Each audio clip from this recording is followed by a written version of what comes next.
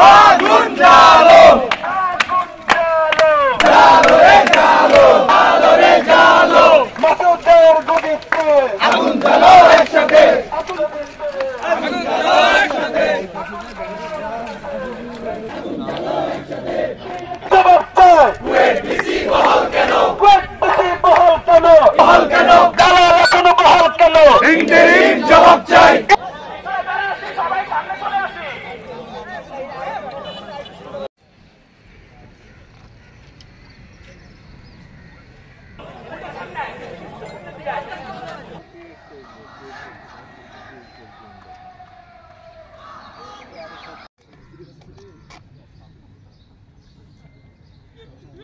আগুন জ্বালো একসাথে চলো চলো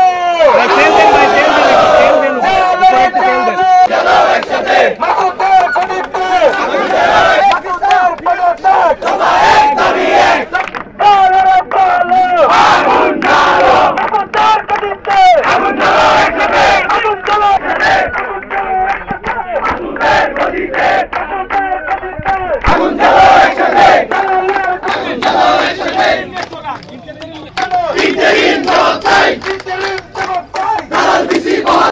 আজ 2 মাস পার হয়ে যাওয়ার পর আমাদের একটি ন্যায্য দাবি এখনো মানা হয়নি। এরই মধ্যে গতকাল কুয়েট ভিসির আন্ডারে নতুন একটি তদন্ত কমিটি গঠন করা হয়েছে, যেটির কাজ হচ্ছে গিয়ে যারা লাঞ্ছনা করেছে তাদেরকে খুঁজে বের করে শাস্তি দেওয়া। আমার কাছে আপনাদের কাছে আমার প্রশ্ন, লাঞ্ছনার ডেফিনেশন কি? আন্দোলন করা অবস্থায় আন্দোলনকারীদেরকে শাস্তি দেওয়া ছাড়া এই তদন্ত কমিটির অন্য কোনো কাজ কি আছে? এই অবস্থায় সাধারণ শিক্ষার্থীরা আমরা এই তদন্ত কমিটিকে বর্জন করছি। আপনারা আগেও দেখেছেন পূর্ববর্তী যে তদন্ত কমিটি আছে সেই তদন্ত কমিটি হামলাকারীদের ঠিকমতো শাস্তি না দিয়ে আন্দোলনকারীদের শাস্তি দিয়েছে। এখন পর্যন্ত সেই লিস্ট আমাদেরকে দেওয়া হয়নি, আমাদেরকে মানসিক টর্চারের মধ্যে রাখা হয়েছে। এই অবস্থায় নতুন তদন্ত কমিটি আর কোন ধরনের টর্চার করতে চায় সেটা আমি আপনাদেরকে জিজ্ঞেস করব। এই যে নতুন তদন্ত কমিটি গঠন করা হয়েছে এটাকে সম্পূর্ণভাবে বর্জন করছি। দ্বিতীয়ত, আপনারা দেখেছেন গতকালকে ছাত্রদলের সাধারণ সম্পাদক তিনি একটি ভিডিও বার্তা এসে বলেন কুয়েট ছাত্রদলের 7 জন কর্মীকে বহিষ্কার করা হয়েছে। আমার প্রশ্ন হলো, যেই তদন্ত কমিটির বহিষ্কারের লিস্ট কুয়েটের ছাত্ররা জানে না, কুয়েটের শিক্ষকরা জানে না, সেই লিস্ট ছাত্রদলের কাছে কিভাবে পৌঁছায়? আমার কথা হলো, আমরা যে এতদিন ধরে বলছি সেই লিস্ট আমাদেরকে দেন। আপনারা প্রেস ভাইরা বলছেন সেই লিস্ট আপনাদেরকে দেখ, কোন শিক্ষকদেরকে দেওয়া হয় নাই, কোন প্রেসকে দেওয়া হয় নাই, সাধারণ শিক্ষার্থীকে দেওয়া হয় নাই, তাহলে ছাত্রদলকে কেন দেওয়া হলো? আমরা বলতে চাই এই ভিসি আর কিছুই না, কেবলমাত্র সন্ত্রাসীদের পাহারাদার।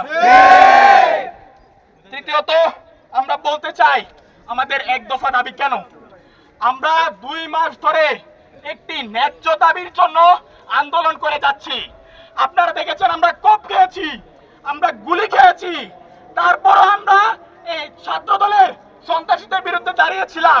এরপর যখন এসে বিচার চেয়েছি, 2 মাস পার হয়ে যাওয়ার পর বিচার তো পাইনি, উল্টা কেন বিচার চেয়েছি সেই জন্য বহিষ্কার হয়েছি। এখন আমার কাছে প্রশ্ন, আমাদের এই যে নাম উল্লেখ করে মামলা দেয়া হলো, এই সব শিক্ষার্থীর নাম, বাবার নাম, ঠিকানা, প্রশাসন ছাড়া বয়স, এইসব জিনিস প্রশাসন ছাড়া লোকাল মানুষ কিভাবে পায়? তাহলে আমরা কি বলবো না যে এই মামলা আমাদের এই ভিসির কারণেই হয়েছে? তিনি লোকাল মানুষদেরকে দিয়ে ছাত্রদেরকে হেনস্থা করার জন্য, আমাদের আন্দোলন দমন করার জন্য এই মামলা দিয়েছেন। আমাদের এক দফা এই কারণে, কেননা এই ভিসির আন্ডারে আমাদের যে অন্যান্য যৌক্তিক দাবিগুলো আছে একটাও পূরণ হচ্ছে না। এই ভিসিকে অপসারণের পরে অন্যান্য সকল যৌক্তিক দাবি সহ মামলা প্রত্যাহার, বহিষ্কারাদেশ উঠায় নেওয়া সহ আরো অনেক সংস্কার করতে হবে, সেটা নতুন ভিসি এসে করবে। এই ভিসি এই সব কিচ্ছু করবে না আমাদের জন্য। কোনো শিক্ষকের বিরুদ্ধে না, আমরা কোনো সংগঠনের বিরুদ্ধে না, আমরা স্বৈরাচারের বিরুদ্ধে। এই স্বৈরাচার হবে তার বিরুদ্ধে আমরা সবসময় সচেষ্ট থাকি এবং আমাদের টিচারদের প্রতি আমরা উদ্যত আহ্বান রাখবো যে আপনারা মাধ্যমিক শিক্ষার্থীদের পাশে এসে দাঁড়ান।